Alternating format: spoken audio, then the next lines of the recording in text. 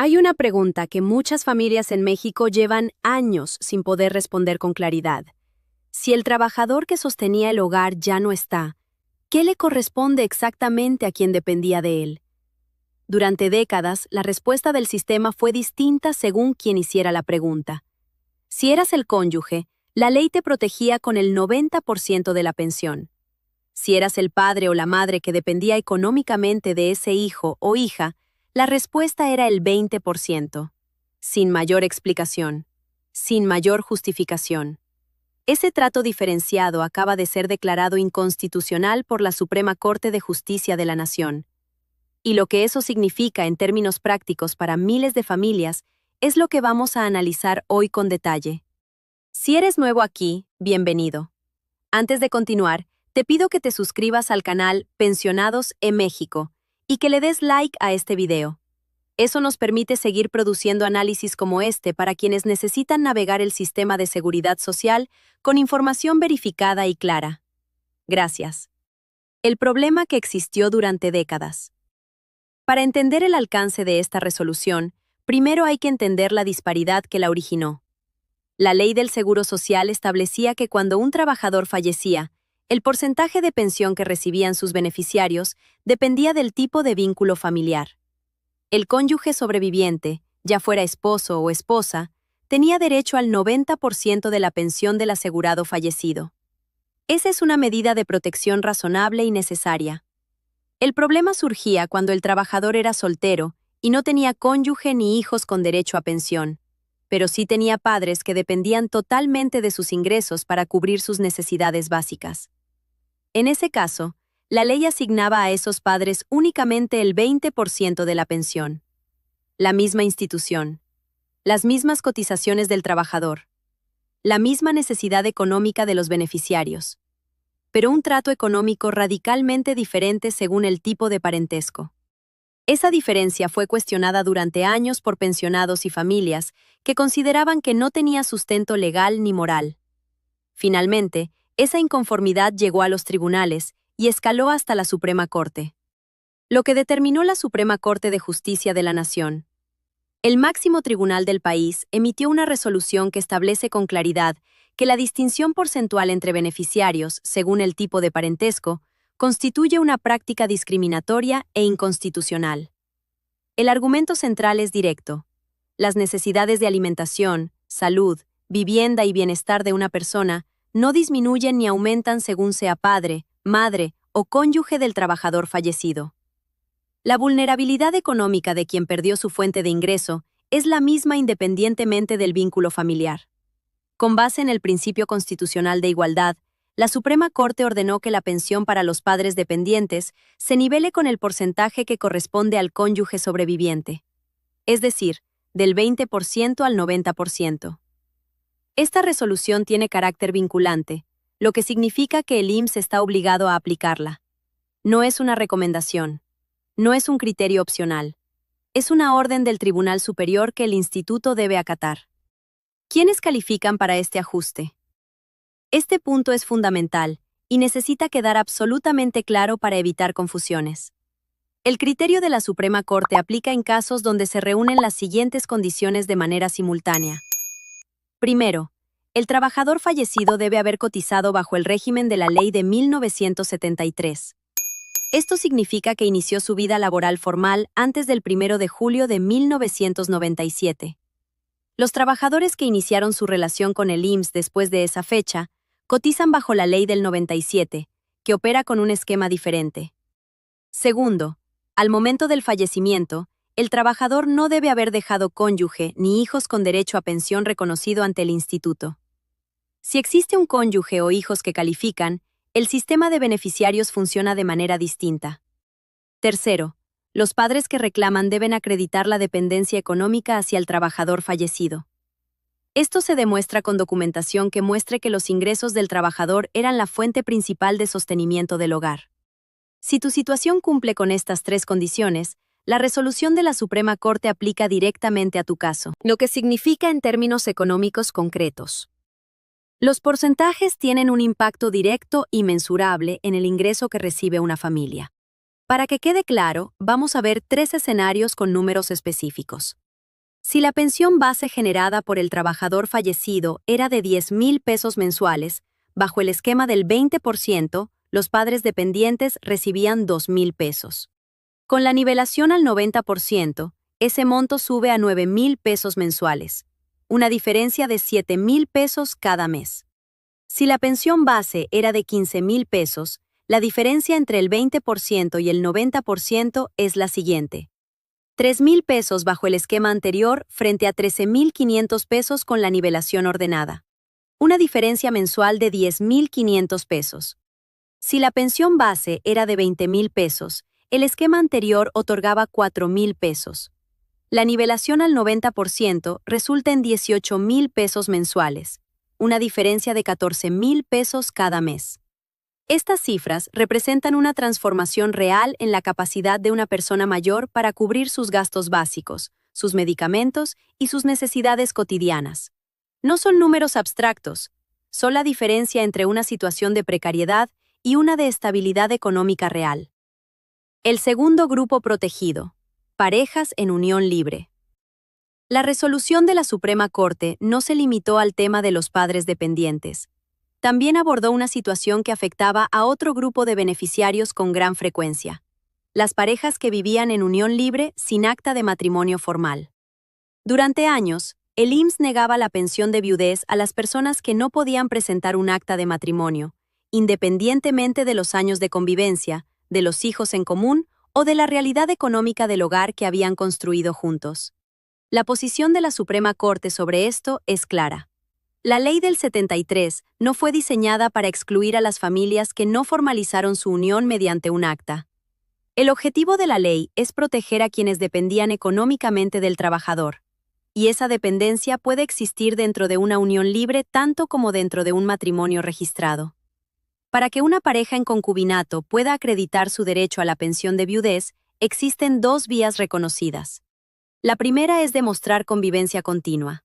Si la pareja compartió el mismo domicilio y vivió públicamente como tal durante al menos 5 años ininterrumpidos previos al fallecimiento del asegurado, ese tiempo de convivencia puede acreditarse con documentación como recibos a nombre de ambos, constancias de vecinos, registros en instituciones o cualquier otro elemento que demuestre la cohabitación y la vida en común. La segunda vía es la existencia de hijos en común. Si durante la unión tuvieron hijos, ese vínculo filial acredita la relación de pareja de manera directa y elimina el requisito de los 5 años de convivencia. La presencia de un hijo en común registrado con los datos de ambos progenitores es suficiente para sustentar el derecho a la pensión. Hay un requisito que aplica en ambas vías y que es indispensable. Ambos miembros de la pareja deben haber estado legalmente libres de matrimonio al momento del fallecimiento. Si el trabajador estaba divorciado de una relación anterior, la pareja actual en unión libre califica para la pensión. Si el trabajador tenía un matrimonio vigente al momento de fallecer, la situación es más compleja y requiere análisis jurídico específico. Dos casos que ilustran cómo funciona esto en la práctica. Para que esta información se entienda más allá del plano legal, quiero compartir dos situaciones con nombres cambiados que reflejan lo que ocurre cuando las personas conocen sus derechos y actúan en consecuencia. El primero es el caso de don Alejandro, padre de un trabajador soltero que cotizaba bajo la Ley del 73 y que falleció de manera prematura. Don Alejandro dependía completamente del ingreso de su hijo para cubrir sus gastos básicos y sus medicamentos. Cuando presentó su solicitud ante el IMSS, le informaron que como padre dependiente de un trabajador soltero, le correspondía el 20% de la pensión. Con el conocimiento del criterio de la Suprema Corte, don Alejandro solicitó la revisión formal de su caso, apoyándose en el principio de igualdad que establece la resolución. El proceso requirió tiempo y documentación, pero el resultado fue la nivelación de su pensión al 90%. Su ingreso mensual se triplicó, y pudo cubrir sus gastos sin la angustia constante que había caracterizado los meses anteriores. El segundo es el caso de doña Carmen. Había vivido con su pareja durante 3 años bajo el mismo techo, sin acta de matrimonio. Tenían una hija en común. Cuando su pareja falleció inesperadamente, acudió al IMSS a solicitar la pensión de viudez. La respuesta inicial fue negativa. Le explicaron que al no cumplir con los 5 años de convivencia y al no estar casada, no calificaba como beneficiaria. Doña Carmen presentó la acta de nacimiento de su hija, que acreditaba la filiación de ambos progenitores, y señaló el criterio de la Suprema Corte que establece que la existencia de un hijo en común elimina el requisito de los 5 años. También acreditó que ambos estaban legalmente solteros al momento del fallecimiento. Ante esa documentación y ese argumento, el IMSS reconoció el derecho y le otorgó la pensión de viudez. Estos dos casos muestran algo importante. La primera respuesta de la institución no siempre es la definitiva. Cuando hay un fundamento legal claro y documentación en orden, el proceso puede resolverse favorablemente. Los pasos concretos si tu situación aplica. Si crees que la resolución de la Suprema Corte podría aplicar a tu caso, ya sea como padre dependiente o como pareja en unión libre, aquí está el camino que debes seguir. El primer paso es reunir tu documentación de manera organizada. Para padres dependientes necesitas el acta de nacimiento que acredita el vínculo familiar y cualquier documento que demuestre la dependencia económica, como recibos de gastos comunes, constancias de domicilio compartido o declaraciones que acrediten que el ingreso del trabajador era la fuente principal de sustento. Para parejas en unión libre, necesitas acreditar ya sea la convivencia de 5 años con documentación de domicilio compartido, recibos, constancias o cualquier registro que demuestre la vida en común, o bien el acta de nacimiento de los hijos en común, donde aparezcan ambos progenitores registrados. El segundo paso es presentarte en la delegación del IMSS que te corresponde y solicitar formalmente la revisión de tu caso. Haz esta solicitud por escrito y pide acuse de recibo con número de folio. El tercer paso es que si recibes una negativa, solicita que esa negativa te sea entregada por escrito y con el fundamento legal en que se basa. Una negativa verbal sin respaldo documental es mucho más difícil de sostener en un proceso de revisión posterior. El cuarto paso, si la respuesta formal sigue siendo negativa, es buscar asesoría legal especializada en derecho de seguridad social. La Defensoría Pública de Oficio, presente en los juzgados de todo el país, ofrece este servicio de manera gratuita. También existen abogados privados especializados en esta área, aunque en ese caso es importante verificar su trayectoria y acordar los términos del servicio por escrito antes de proceder. El quinto paso es que ningún trámite relacionado con este proceso tiene costo ante el IMSS. Si alguien te pide dinero para gestionar tu caso ante la institución, eso no es un servicio legítimo. Los gestores o coyotes que ofrecen agilizar trámites a cambio de pagos no tienen ninguna capacidad real de hacerlo, y en muchos casos, representan un riesgo de pérdida económica adicional. Una aclaración sobre los plazos. Los derechos establecidos en la Ley del 73 y los criterios de la Suprema Corte no tienen una fecha de vencimiento que los haga inaplicables. Sin embargo, en materia de reclamación de diferencias por periodos anteriores, existen marcos de tiempo que pueden limitar cuánto se puede reclamar hacia atrás. Por eso, si tu situación aplica y todavía no has iniciado ningún proceso, actuar con anticipación es más conveniente que esperar. Antes de cerrar, quiero hacerte 3 preguntas concretas. Respóndelas en los comentarios porque tu experiencia ayuda a otras personas que están en situaciones similares y que necesitan orientación práctica, no solo información general. Pregunta 1. Si eres padre o madre de un trabajador que cotizaba bajo la Ley del 73 y que falleció, ¿sabías que la Suprema Corte estableció que tienes derecho al mismo porcentaje de pensión que un cónyuge? ¿Ya iniciaste algún proceso o es la primera vez que escuchas sobre esto? Pregunta 2.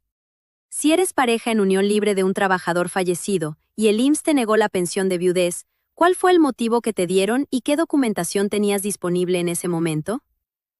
Pregunta 3.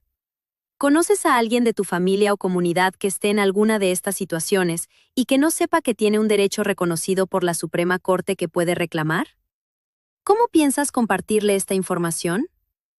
Escríbelo en los comentarios. Leemos todo lo que dejan aquí y muchas de las preguntas de la comunidad se convierten en el tema del siguiente análisis. Para cerrar, quiero dejar una idea que va más allá del aspecto legal. La pensión que se generó con las cotizaciones de ese trabajador no fue un regalo del Estado. Fue el resultado directo de décadas de trabajo, de aportes puntuales y de años de vida laboral. Que esa protección llegue de manera justa y completa a quienes dependían de ese trabajador es simplemente el cumplimiento de lo que la ley siempre debió garantizar. La Suprema Corte lo confirmó con su resolución. Ahora el paso que sigue es que quienes califican conozcan ese derecho y cuenten con la información necesaria para ejercerlo. Si este video te fue útil, compártelo con alguien que lo necesite. Puede ser un familiar, un vecino, alguien que sabes que perdió a un ser querido y que no está recibiendo lo que le corresponde.